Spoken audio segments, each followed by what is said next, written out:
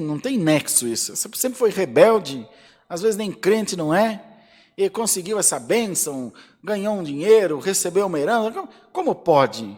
Você não sabe, irmão. Às vezes, por esse motivo, Deus está trabalhando naquele coração. A palavra não diz que uns vêm pelo amor e outros vêm pela dor. A maneira que vem não importa, desde que venha. Irmão, acredite, Deus tem suas ferramentas para trabalhar, irmãos.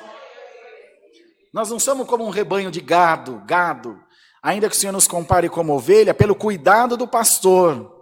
Mas ele ainda é considerado sumo pastor. Um pastor trata todas as ovelhas igual, não sabe o nome, não sabe se é macho ou se é fêmea, se não observar bem, é tudo branco, é tudo cabeludo, tudo igual. Mas o sumo pastor, não. O Senhor sabe quem você é. O Senhor sabe os teus pensamentos. Vocês creem nisso, irmão? O Senhor sabe o que está no teu coração. Não é um rebanho, uma multidão de gente que está aqui ouvindo uma palestra. Você é individual. Você é especial para Deus, irmão.